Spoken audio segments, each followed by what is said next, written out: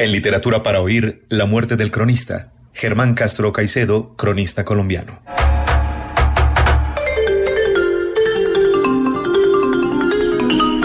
Colombia ha sido un país fértil para la crónica periodística. De hecho, García Márquez es un ejemplo de este género del que supo alimentar su obra de ficción. Las obras de Germán Castro Caicedo, un zipaquireño muerto el 15 de julio de 2021 a los 81 años, fueron durante décadas una presencia obligada en las casas de los colombianos, ya fuera en ediciones legales o piratas, como fuente confiable para desentrañar los tejemanejes de la política, la economía, la corrupción y el narcotráfico, o para visitar las fronteras olvidadas del país, donde se entremezclan estos males y que él, con su formación investigativa, pudo develar como ninguno. Como un homenaje al gran cronista, algunas páginas de su trabajo.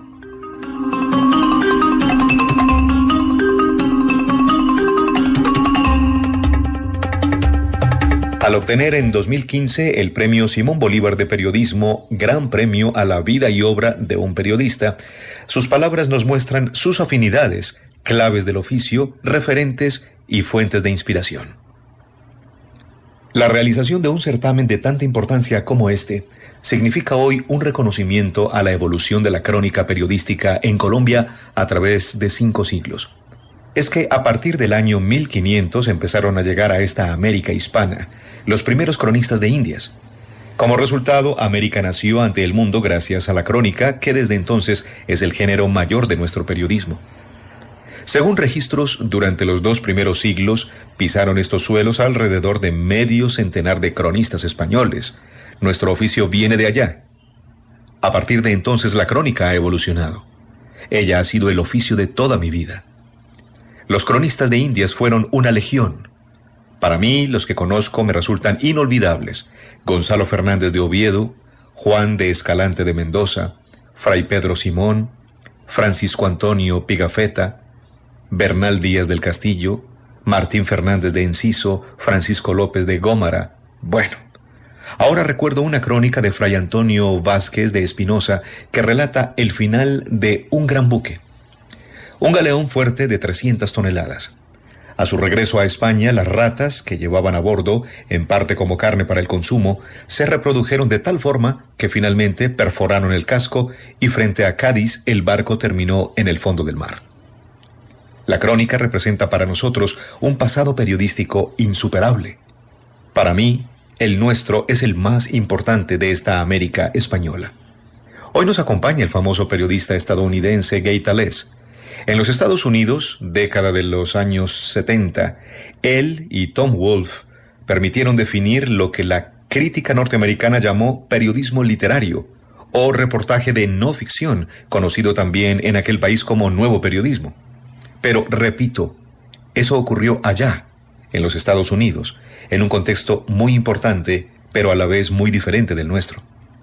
Frente a aquello, y más allá del afán permanente por copiar definiciones, nombres y siglas de otros países, lo que se ha desarrollado en nuestro medio es la crónica, repito, considerada desde hace algunos siglos como el género mayor de nuestro periodismo. ¿Por qué? Porque en ella confluyen todos los géneros de este oficio. Además de dar noticias, su desarrollo tiene que basarse en una estructura, lineal o secuencia rota, y debe incluir tantas entrevistas cuantas versiones surjan en torno a un hecho. Y para contar, es necesario manejar el tiempo dramático, y el tiempo de época, y la cronología, y también el factor sorpresa en busca de suspenso, y el ritmo como resultado de la periodicidad con que sean ubicados los clímax o momentos intensos del relato. Como narrativa no ficción, la crónica debe detenerse en el contraste, un elemento siempre presente en nuestro mundo. Pero además la crónica no puede prescindir del ámbito sensorial inherente a nuestra realidad y por tanto debe registrar invariablemente olores, sabores, texturas, sonidos, colores. La literatura consiste en imitar la vida, pero los periodistas no tenemos que imitar nada. Nuestro oficio es plasmar esa vida y para hacerlo resulta necesario conocer nuestro país, conformado por varias naciones culturales diferentes, y desde luego saber cuanto sea posible sobre el ser humano que habita en cada una de ellas. En mi oficio, describir una travesía del tapón del Darién era llevar al lector a un escenario de selva y pantanos poblados por cardúmenes de peces que en algunas zonas le transmiten a la superficie de las aguas su color azul, rojo o amarillo. Como telón de fondo siempre están los tonos de la vegetación. Al regreso de aquella travesía complementé mi trabajo con el pintor David Mansour. Se trataba de darle el tono que exigía el relato y comencé por indagar acerca de colores, tonalidades, coloraciones, efectos. Inicialmente se trataba del verde. En aquellas jornadas había paseado la mirada de arriba a abajo por la selva para registrar en mi memoria los cambios de luces y tonalidades según las diferentes alturas de la vegetación. Y combinando la experiencia personal con la del maestro, escribí: la gran vegetación es verde. Arriba, en el contraluz, verde manzana, verde lechuga, verde turquesa, verde savia, pero a medida que uno continúa bajando la vista, la luminosidad empobrece gradualmente y entonces la sinfonía va decreciendo. Verde musgo, verde oliva, verde montaña. Hace unos segundos hablaba del contraste como elemento de nuestra realidad. Una de las diferencias de aquel mundo de colores, del concierto permanente de las aves que cantan en forma diferente según las horas del día o de la noche, o con el sabor de las aguas según las plantas del pantano en cada zona, el contraste, digo, son las enfermedades del lugar. Como resultaba elemental hacer una simple lista de los males del Darién, busqué al profesor Mauricio Restrepo, investigador científico del Instituto Nacional de Salud, a quien le pregunté por los signos y los síntomas de aquellos males. Resultado: empiezas a sudar copiosamente, a sentir que te calcinas y luego te pones a temblar de frío. Y vas agarrando un color amarillo pálido, a veces verdoso, transparente. Afloran los huesos, estás flaco, débil y escuchas a toda hora, en todo momento, un tum, tum, tum, tum que te invade la cabeza y entonces te vuelves surumbático y te vuelves a blasfemar y más tarde a reír y a delirar. Es el paludismo. En esta forma describí cada uno de aquellos padecimientos. Luego escuché al médico historiador Hugo Sotomayor. Él me aclaró que en aquella lista de enfermedades propias del Darién no podía incluir la fiebre amarilla porque esa llegó en los buques que traían esclavos del África. Precisión. Pienso que en periodismo no ha existido, ni existe, ni existirá objetividad en cuanto haya seres humanos de por medio. En cambio, creo que los cimientos de nuestro oficio son el equilibrio y la precisión. 5 jóvenes estuvieron atrapados 3 semanas en la caverna El Nitro en Zapatoca. Entonces yo no sabía realmente qué era una caverna. Primer paso, consultar con un geólogo. Dijo que los especialistas en cavernas eran los espeleólogos. A la vez, luego de una semana de buscarlos, localicé a los jóvenes en Girón, un pueblo lejano de aquella caverna. En la casa de uno de ellos había un teléfono y logré hablar varias veces con ellos. En tanto, el espeleólogo describió la caverna. Pabellones cubiertos por rocas pequeñas, grandes, inmensas, que se han desprendido a través de los siglos. Para avanzar es necesario unas veces arrastrarse por el suelo, otras utilizar botas de montañista, trepar y descender apoyado por cuerdas, ganchos, poleas. Las rocas permanecen cubiertas por una capa resbalosa de guano, estiércol de los murciélagos. Un montañista describió el calzado que se adhiere a las rocas, las cuerdas, los ganchos, pero además los focos que utilizan para alumbrarse. Los jóvenes calzaban zapatos tenis y se alumbraron inicialmente con una vela y una caja de fósforos, y luego los murciélagos. En el mundo de las ciencias supe del profesor Enrique Villarraga, biólogo especialista en murciélagos. Sí, dijo él, hay murciélagos que se alimentan de frutas y de polen. Se llaman frugívoros. Alas anchas, movimientos reposados, pueden hacer vuelos estacionarios. También hay insectívoros. Alas delgadas como aviones caza, vuelo rápido y versátil para perseguir a sus presas. Y ojo, los que llaman vampiros sí chupan sangre, pero de semovientes, no de seres humanos. Sin aquello, un principiante hubiera titulado su crónica 2 semanas jugándose la vida en el mundo de los vampiros. Y en las cavernas hay peces sin ojos, sumidos en aquella oscuridad. Los 5 jóvenes aceptaron haber captado con sus dedos el roce cuando buscaban agua en una pequeña corriente. Dijeron también que cerca del final de la aventura, en algunos momentos, desaparecía la oscuridad y se veían en las cocinas de sus casas. Veían comida, veían a sus madres. Escenas clásicas del teatro negro de Praga que ya conocía. Sin embargo, ajusté algunos detalles con Jorge Ali Triana, director formado en esa escuela. Luego era necesario consultar con un neuropsiquiatra. Se trataba de alucinaciones. Los jóvenes habían entrado en una etapa crítica. Antes de viajar en su búsqueda, ellos contaron por teléfono que habían logrado saborear trozos de guayabas que caían del techo. Luego constaté que la historia coincidía con una cosecha de esa fruta en la zona. Explicación lógica. Los jóvenes permanecieron justo bajo una comunidad de murciélagos frugívoros, es decir, a unos 60 metros de la entrada a la caverna. Finalmente, ya en su pueblo hablé con ellos varias veces. Una entrevista en grupo, luego varias individuales. Para finalizar, llevé hasta la caverna a los dos más locuaces. Penetramos un tanto. Resultado, allí ellos ya no recordaban.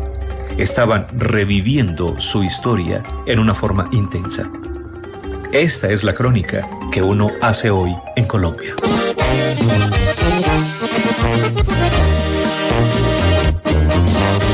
Apenas tenía 17 cuando crucé la frontera. Su libro El Hueco explora las motivaciones, trampas y tramas de migrantes y exiliados con una enorme sensibilidad para retratar a sus protagonistas en sus propias palabras. Ese jueves de febrero esperábamos a algún personaje, pero ya en El Dorado la línea aérea anunció que el vuelo de Buenos Aires traía un retardo de 5 horas. Eso es normal en Colombia y por la costumbre uno encuentra pasatiempos que le ayudan a quemar la espera. El más común para los periodistas es visitar dependencias, hablar con los empleados, tomar café con la gente de las aerolíneas o recorrer las áreas de seguridad. Entonces, el DAS tenía unas pequeñas oficinas prácticamente escondidas en la zona de entrega de equipajes internacionales, por las cuales pasaban algunas veces casos insólitos. Pero aquella tarde, aparte de 3 deportadas que venían del Japón, no había, comillas, nada especial. El jefe era un hombre que sumaba a su experiencia como policía el don de saber contar las historias que vivía en el trabajo. Desde luego, prefería aquellas que tuvieran que ver con mujeres y eso lo centró en el de las deportadas. Las colombianas que devuelven del Japón son muy buenas, buenísimas. Regresan por Los Ángeles y llegan aquí demacradas por el cansancio del viaje y por la falta de baño, pero sin embargo se ven bellas. Mire, esas viejas son algo especial. Una vez las agarran sin visa de trabajo, las dejan 2 o 3 semanas en el calabozo en Tokio. Luego las mandan a California, cerca de 12 horas en avión y prácticamente sin dormir, las meten en un vuelo de 8 horas hasta aquí. Y sabe una cosa, llegan riéndose porque 15 días o un mes después se vuelven a hacer lo mismo, pero en yenes, una moneda más dura que el dólar. Por lo que sé, el asunto funciona más o menos así. Aquí en Colombia hay una cadena, con japoneses metidos en el negocio, que las contacta y se las lleva primero a trabajar en el Caribe, generalmente Aruba.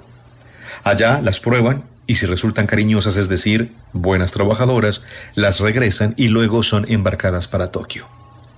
Ellas dicen que les quitan más o menos la mitad de lo que ganan y sin embargo logran guardar muy buen dinero para traer un año después. Ahora, por lo que cuentan, se ve que los japoneses no capturan ni a un 1% de las que se van. Los deportados llegan a estas oficinas y de allí son remitidos a la central del DAS en la ciudad, donde luego de repasar los archivos y cerciorarse de que no tienen antecedentes penales, los dejan libres.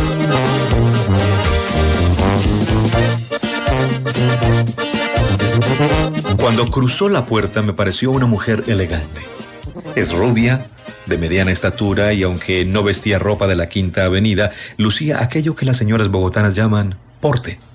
Debían ser las 11 de la mañana, hora en que Ana, el cocinero y el encargado de la despensa disponen los últimos detalles antes de comenzar a atender al público. Yo estaba tras la barra buscando un vaso para llenarlo con limonada, pero cuando se dio cuenta que la observaba, se acercó y me preguntó por Rubén. Le dije que regresaría en media hora y mientras lo esperaba se dedicó a mirar detenidamente la serie de fotografías de Félix Tisnés que adornan las paredes del restaurante. Son muy buenas, comentó. ¿Fotógrafa? No, negocié un tiempo con algo similar. ¿Aquí? No. Pero, ¿conoce estos sitios en Colombia? Algunos. Tomó asiento en una mesa distante, Ana se acercó a atenderla y después de un saludo caluroso vino a servirle un café y me miró sonriente. A ver, psicólogo, ¿cómo es esta? Déjame ver. De pocas palabras, apacible, introvertida, dominante, tal vez separada de su esposo, honrada. ¿De qué parte? Antioqueña, indocumentada. Le llevó una gran taza de café con crema y como aparentemente la había atendido antes, se quedó hablando con ella varios minutos, al cabo de los cuales regresó y mientras abría un cartón de cigarrillos, movió la cabeza hacia los lados y desembuchó. No es de pocas palabras, sino desconfiada. Impresionantemente desconfiada. ¿Apacible? Sí. ¿Introvertida? Yo creo que más bien poco sociable. ¿Dominante? No. Digamos, con personalidad. ¿Antioqueña? Sí. Y además indocumentada. ¿Separada? ¿Recién casada? ¿Honrada? Creo que sí. Y fumadora. Me pidió una caja de Winston. ¿Nueva York? No. Miami y Los Ángeles, pero dentro de 2 días regresa del todo a Colombia. Lo demás lo tienes que averiguar tú. Me parece que puede ser una buena historia. Era el 2 de diciembre de 1988, un viernes. Rubén llegó tan puntualmente como siempre y luego de darle la bienvenida me la presentó. Se llamaba Astrid. Vino a Nueva York prácticamente en una luna de miel y en ese momento regresaba del aeropuerto de despedir a su esposo que había viajado a Miami. Un adiós lacrimógeno porque los esperaban 8 meses de separación. Rubén los conocía por referencias y habló con ellos varias veces durante su viaje a Nueva York, porque venían o lo llamaban frecuentemente para consultarle acerca de algunos secretos de la ciudad. Zonas comerciales donde se pudiera comprar más barato, líneas del subway, determinados sitios para conocer, y en esta forma nació cierta amistad, detrás de la cual esa mañana afloraron pequeñas intimidades que aparentemente ella quería confiarle y por tanto anuncié que me retiraba. «Quédese. Usted es amigo de Rubén y eso me basta», dijo secamente y continuó hablando. Le preocupaba saber si la ley de amnistía para los indocumentados sería efectiva, pues de eso dependía que Alfredo, su esposo, consiguiera visa de residente.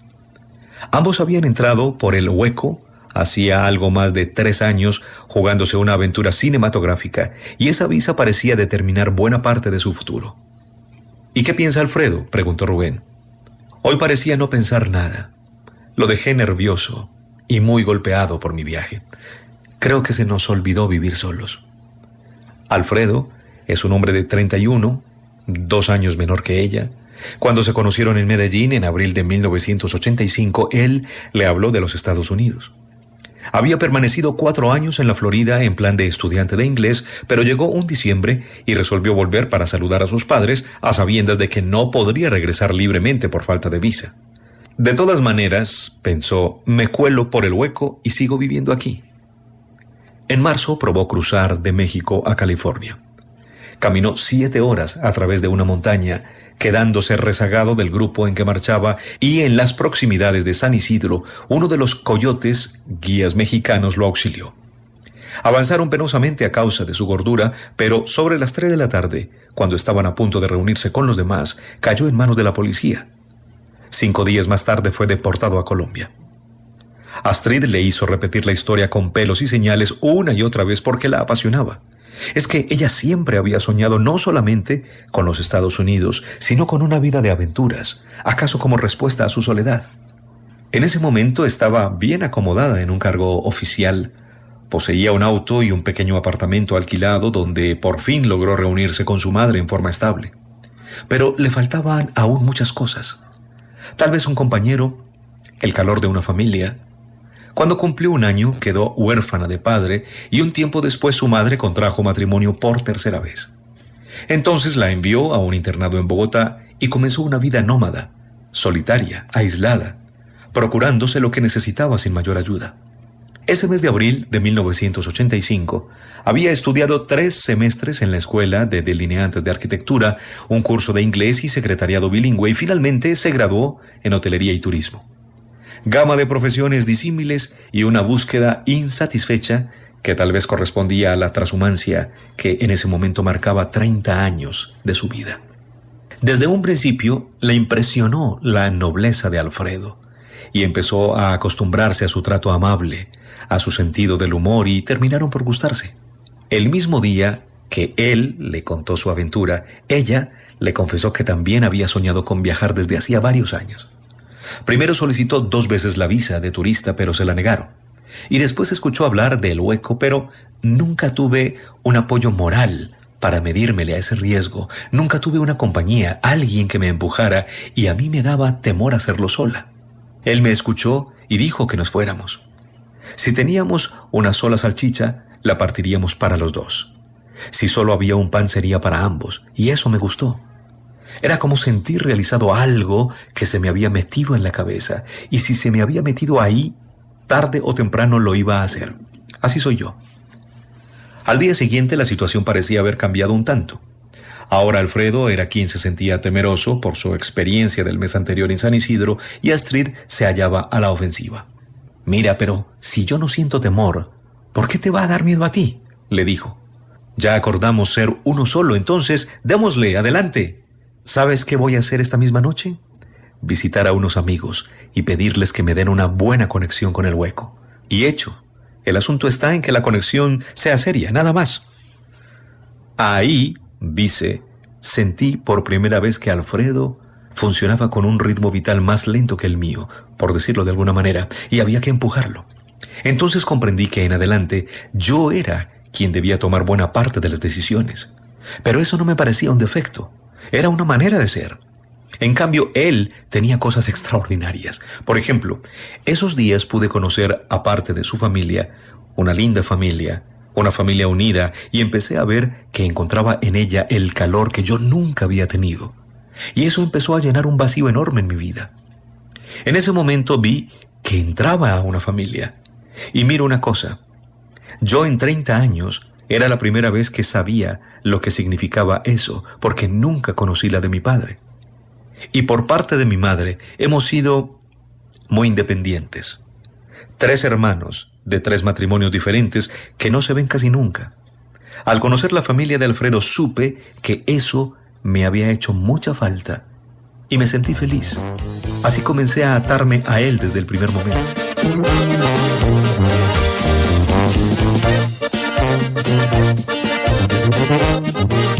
La mañana siguiente lo llamó temprano y le contó que tenía la dirección de una agencia de turismo que se encargaba del paso y a la hora del almuerzo fueron para inscribirse.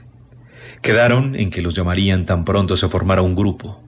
Eso ocurrió antes de que terminara la semana. El lunes siguiente debían acudir a una reunión preparatoria en la misma agencia. En aquella oportunidad éramos pocos. El gerente de la agencia, una vendedora, Alfredo, una muchacha que también quería pasar, y yo. Nos informaron que aparte de pasajes a México, costo de hoteles y gastos personales durante el viaje, que correrían por nuestra cuenta, debíamos pagar $650 por el paso de la frontera. El destino era Santa Ana, California. También teníamos que comprar en la misma agencia un pasaje Bogotá-México-Bogotá. Cuando llegáramos a México, las instrucciones eran devolver el cupón de regreso y la agencia reconocería 35% del valor una vez que algún familiar lo presentara. De allí debíamos remitir también a Colombia cédulas de ciudadanía, libretas de teléfonos locales y en general cuanto pudiera señalarnos como colombianos, y luego teníamos que revisar muy bien las pocas ropas que lleváramos para quitarle marquillas y señales que pudieran indicar que habían sido adquiridas en Colombia. Se trataba de sortear cualquier problema diciendo que éramos mexicanos, porque para ellos hay un tratamiento diferente en la frontera. Algunos días después tuvo lugar otra reunión en la cual nos presentaron a nuestra conexión. Era una mexicana, casada con antioqueño llamada Chabela y, según dijo, vivía en Los Ángeles pero nos iba a recibir en Tijuana. En ese momento ya éramos un grupo de 17 personas, 3 mujeres y los demás hombres. Como pareja viajábamos nosotros y otra más. No había niños. Era gente de clase social muy baja, pero la otra parejita y 2 hombres más correspondían a la clase media. Nos dimos cuenta, porque no todos trababan amistad con uno, que algunos ya habían vivido varios años en los Estados Unidos y fueron deportados. Es decir, la pareja y un hombre delgado de unos 30 años que anteriormente había alineado en la reserva del Cúcuta Deportivo. Ellos se veían diferentes al resto. En esa reunión nos hablaron de los riesgos que podían presentarse y la manera de sortearlos. Comenzaron por la llegada a México, donde nos apartarían en una cola especial por ser colombianos. Era posible que allí la policía preguntara cuánto dinero llevábamos. Teníamos que decirles una cifra muy inferior a la real. Posteriormente, a lo mejor exigirían dinero para dejarnos ingresar al país y se trataba de negociar, pero invariablemente era necesario darles algo o de lo contrario se correría el peligro de que nos hicieran cargos por coca o nos cargaran con ella, ante lo cual seríamos apresados y seguramente condenados. Al abandonar el aeropuerto, dijo Chavela, el taxista puede estar en contacto con la policía para continuar pidiendo dinero. Hay que tener cuidado porque algunas veces los colombianos son interceptados en el trayecto que hay entre el aeropuerto y la ciudad. En ese momento nos dio los nombres de 3 hoteles en Ciudad de México con la advertencia de que cuando estuviéramos instalados en la habitación podía llegar la policía con cualquier pretexto. En caso de ser así, había que darles lana. Y las cosas que yo he conseguido con esfuerzo me he ganado. Y aquel que se fue para el otro lado y dejó en su país su pasado. ¿Quién pensaba de aquel muchachito? Y miren lo que ha logrado. Hoy en Literatura para Oír, la muerte del cronista, Germán Castro Caicedo. Sus palabras al obtener en 2015 el premio Simón Bolívar de Periodismo, Gran Premio a la Vida y Obra de un Periodista, y apartes de su libro El Hueco. No lo olviden, tenganlo presente, ya que ellos a los que no querían, hoy los hacen presidentes.